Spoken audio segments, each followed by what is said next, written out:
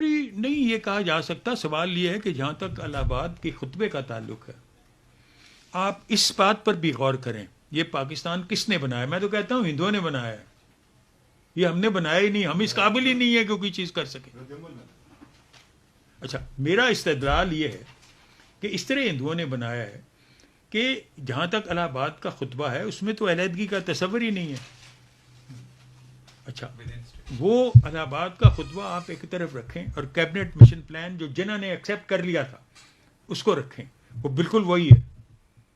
یعنی it was full autonomy with in the Indian union, یہ تصور تھا جو جنہوں نے قبول کیا اور نہرو نے ریجیکٹ کیا. اب ہندو خود مان رہے ہیں. جسونت سنگھ کی کتاب پڑھیں، مولانا ابوالکلام آزاد کی کتاب انڈیا ونس فریڈم کا وہ حصہ پڑھیں جو انہوں نے کہا تھا کہ میری موت کے بعد شائع کیا جائے. سارے اس بات کو وہ تسلیم کر رہے ہیں. میں سمجھتا ہوں کہ یہ ضروری نہیں تھا. اب بھی کینیڈا میں جو مونٹریال والا ایریا ہے جس کو کیوبیک کہتے ہیں، دیٹ از فرینچ کینیڈا، اس کی اٹانومی، فل اٹانومی وہ ایکسیپٹ کرنے کو تیار ہیں. یعنی مطلب یہ کہ نیا تھاٹ جمہوریت میں یہ نہیں ہے، یہ ایک طرح کی فیڈریشن کا تصور ہے. آپ ایسی فیڈریشن کی طرز پہ بھی سوچ سکتے ہو، یونین رکھ سکتے ہو. بلکہ میری تو ایک یہ تجویز ہے، میرے کو سیاست سے تعلق نہیں، لیکن یہ ایک کیجیے فکری تجویز ہے کہ ہمیں دنیا اسلام کو چھوڑنا چاہیے. They should proceed with their own future.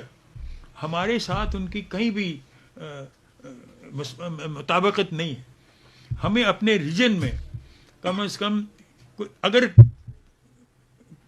India Kashmir کو وہ سٹیٹس دینے کو تیار ہو جائے جو اس وقت نیپال کو ہے یا بھوٹان کو ہے، تو ہم اپنا حصہ اس کشمیر میں شامل کر دیں. لیٹ کشمیر بھی انڈیپینڈنٹ اسٹیٹ، اور وہ انڈیپینڈنس اسی طرح کی ہو جیسے نیپال کو انہوں نے ایکسیپٹ کیا ہے، جیسے بھوٹان کو ایکسیپٹ کیا ہے.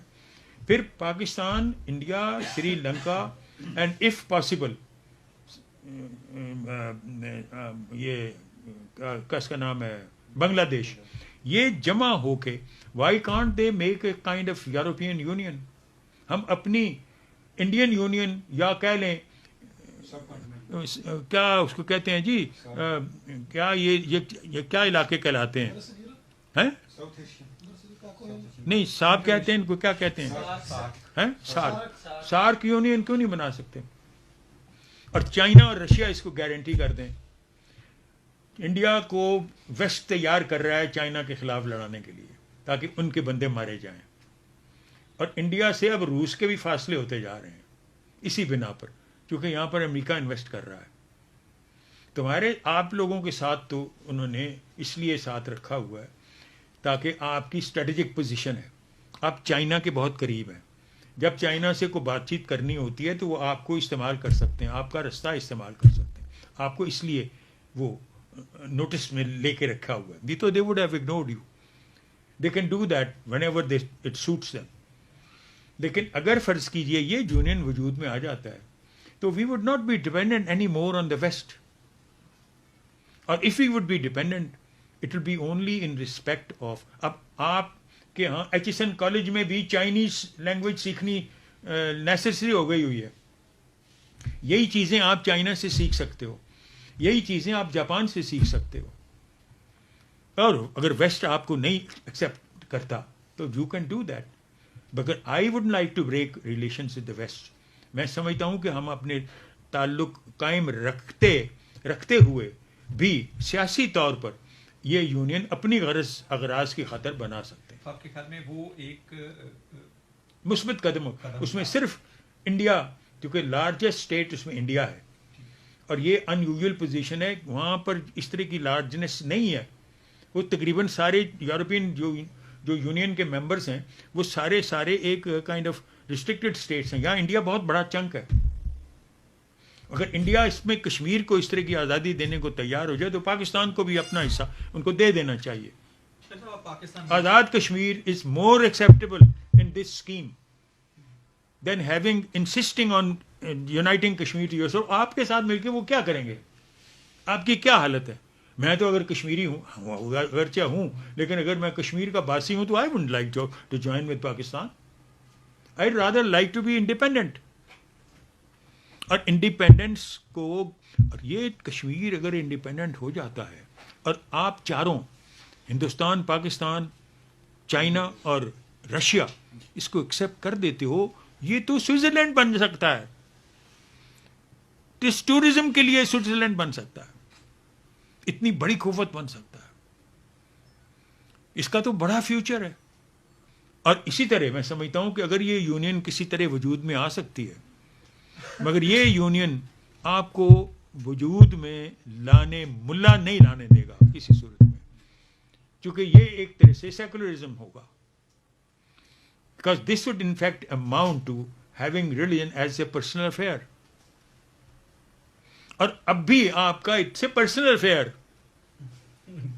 لیکن آپ ایکسیپٹ نہیں اس کو کرتے. یہ سارے جھوٹ جو ہے نا, اس کو اللہ تعالیٰ نے یہی فرمایا ہوا ہے کہ یہ سب کچھ مکر و فریب جو ہے. اس بات کو اور انداز سے پوچھ لیتے ہیں آپ کے ڈاکٹر صاحب, آپ چونکہ عینی شاہد بھی ہیں پاکستان موومنٹ کے, پاکستان کو بنتے ہوئے آپ نے دیکھا, تو کیا میں پاکستان کا مطلب کیا ہے, لا الہ الا اللہ کی بنیاد پہ بنا یا اس کے کوئی اور معاشی محرکات تھے جس کی وجہ سے ہمیں علیحدہ ہونا پڑا ہے؟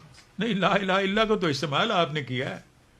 اس کے لا اللہ تو یہ تو کشمیر کے شاعر ہیں, وہ جو جس نے لا الہ پاکستان کا مطلب کیا لا الہ الا اللہ بنایا, یہ کشمیری شاعر ہیں سیال کوٹ کے.